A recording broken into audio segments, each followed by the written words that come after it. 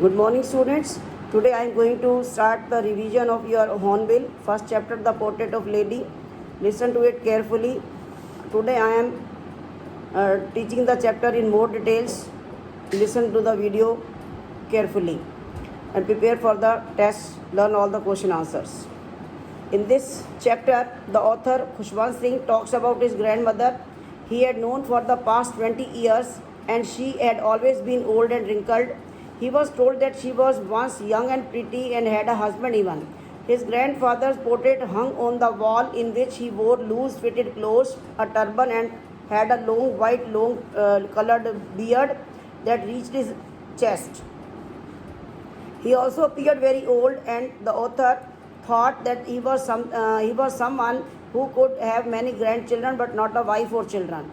The author could never imagine that once his grandmother was young and pretty. He could not connect to this idea. She used to tell him that and his cousins about her childhood memories, like the games she used to play as a child.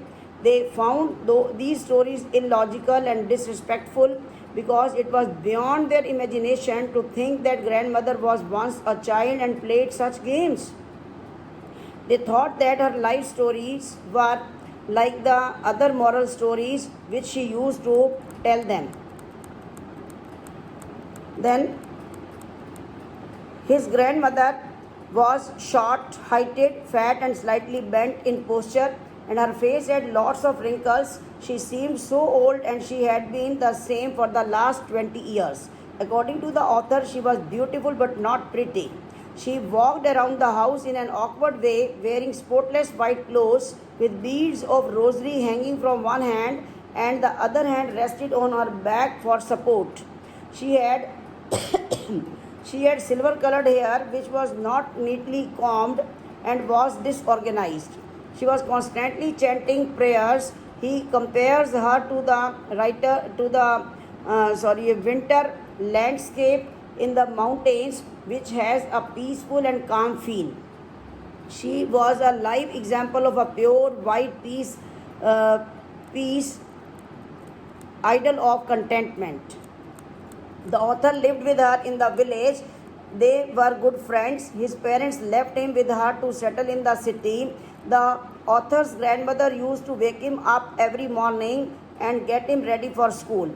She would recite her morning prayers while she bathed and dressed him up, and he loved her voice but would not try to memorize a word of what she spoke.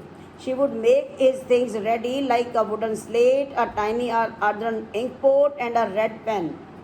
He would eat a thick stale chapati with butter and sugar spread on it. They both used to walk to school, and his grandmother carried stale chapatis with her to feed the village dogs. His grandmother would accompany him to the school, as the temple was attached to the school, and she used to visit the temple daily. On one side, he would sit on the veranda with other children, would sing the alphabets and prayers in group collectively. On the other hand, she would sit in the temple to read the scriptures, to read the holy books. After finishing, they would walk back home together. The village dogs met them at the village door this time. They would follow them to their home, growling and fighting with each other for the stale chapatis that she fed them. When his parents got settled in the city, they called them. That was the turning point of his friendship with his grandmother. They shared the same room, but she no longer would give him company to his school. He started going to an English medium school, and a motor bus would come to pick and drop him. There were no dogs in the streets whom she could feed as she did in the village. So she started feeding sparrows in the veranda of their house. As the years passed in the city, their interaction reduced. For some time, she continued to wake him up and would get him ready for school. She would ask him what he had learned in school that day. The scientific terms and the English words made her unhappy. As she as she did not know the language, she could not help him with the lessons. As his new school never taught him about God or religious books, this made her sad. She did not approve of such an education when she came to know that he was getting music lesson. It disturbed her. According to her, music was indecent and it was an art of the beggars and cross, and not for those belonging to decent families. She did not like that he learned music, so she stopped talking to him. As the author went to the university, he had a room of his own. The common link of his friendship with the grandmother that they had when they shared the same room was snapped. Thus, the friendship with her almost ended.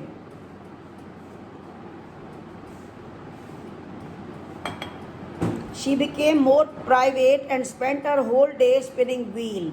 From sunrise to sunset, she would sit and silently recite her prayers.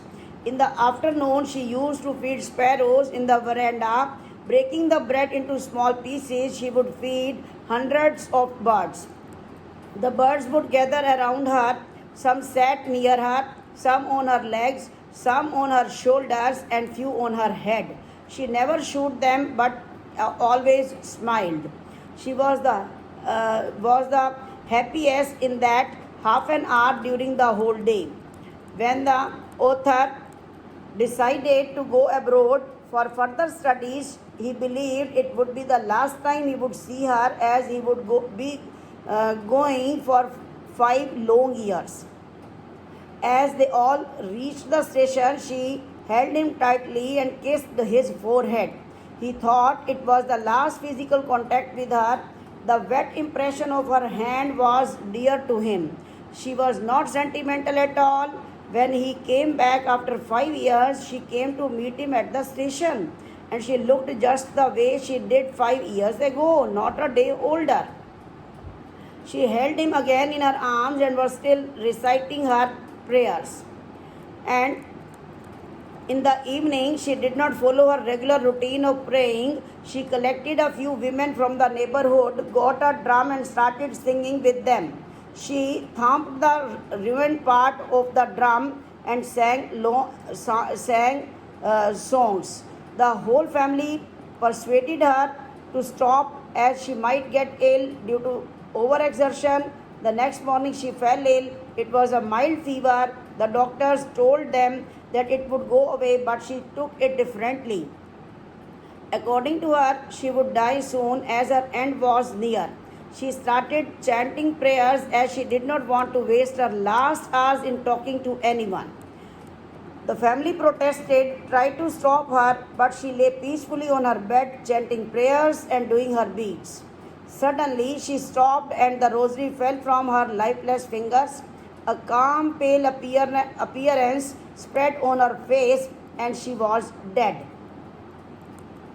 The family lifted her from the bed, laid her on the ground, and wrapped her with a red-colored cloth.